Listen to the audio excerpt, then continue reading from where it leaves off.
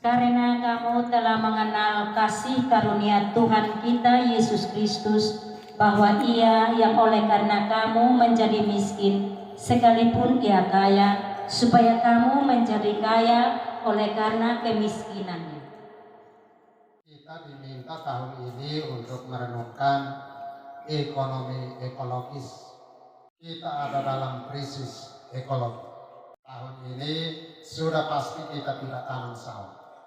Kita tidak bisa ngomong tentang ekonomi kalau hutan tidak ada. Dan dari semua itu sebenarnya adalah kelemahan pribadi yang secara psikologis bisa dibaca, sekaligus secara rohani perlu disembuhkan. Maka dipikirkan selanjutnya kursus persiapan perkawinan akan dijadikan sebagai pendidikan hidup keluarga dengan waktu dan metode yang lebih memadai sesuai dengan situasi dan kondisi serta domisili masing-masing pasang. Persiapan ekonomi keluarga dan urusan sosial perlu melibatkan keluarga di lingkup sosial keluarga. Kalau dia tinggal di lingkup keluarga besar, bagaimana nanti memungkinkan mereka untuk sebagai keluarga baru hidup secara aman?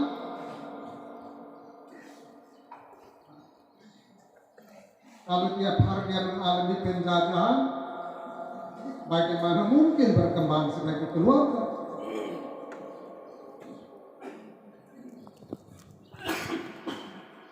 Dokumen urusan kesehatan dan kedewasaan pribadi, tolong para pastor sudah memasukkan rencana kursus atau pendidikan hidup keluarga lengkap di kalender kerja. Sudah harus rencanakan sejak awal, karena kita harus urus dengan dinas kesehatan dan pemerintah untuk dokumen kesehatan dan kalau bisa kita mencari untuk yang kedewasaan pribadi.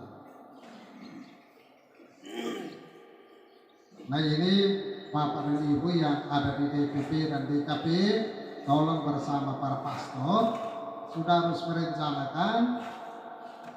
Kalau uskup punya itu banyak yang sudah rencana, jangan pastor diikut kebiasaan bilang nanti otomatis kalah. Nah mulai tahun ini harus direncanakan, karena nanti saya minta kumpulkan untuk kita masukkan itu, kita sampaikan ke dinas kesehatan supaya kita dibantu untuk urusan kesehatan. Kesehatan diri terlebih ada beberapa penyakit yang harus dideteksi secara dini. Contoh misalnya jangan sampai orang ada potensi untuk TBC,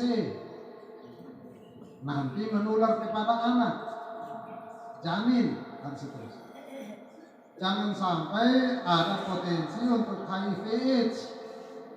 Jangan sampai ada potensi untuk beberapa penyakit yang khusus. Dan para pastor tolong perhatikan kembali sakramentalitas dan spiritualitas hidup keluarga. Tolong tegaskan kembali kepada pasangan, ini sakramen. Tuhan mengikat kita itu dengan tali yang tidak bisa dilepaskan.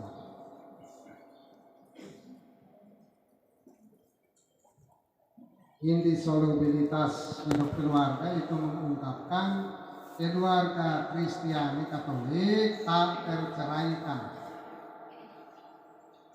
Itu kalau pergi minta anulasi itu sama dengan menceraikan, walaupun rumusannya lain. Karena yang harus ada pada anulasi perkawinan adalah memisahkan atau membubarkan perkawinan yang bukan sakramen.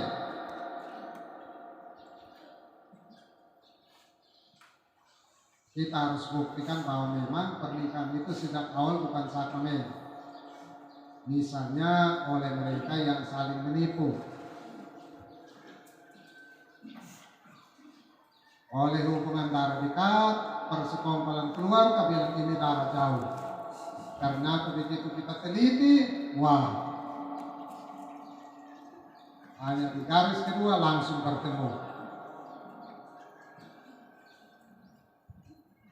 Perhatikan forma kanonika, dan para pastor perlu jelaskan secara baik kepada umat.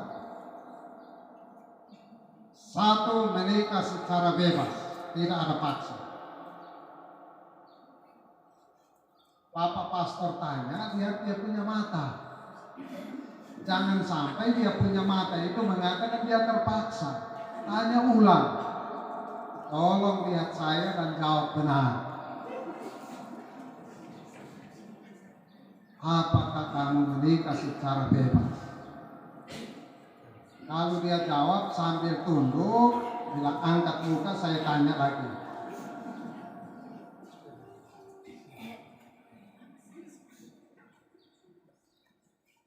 Untuk kebebasan menikah.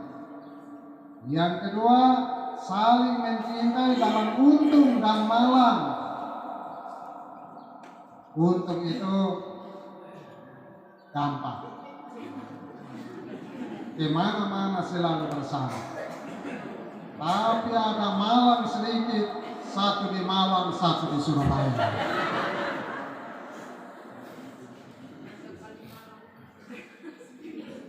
Ya.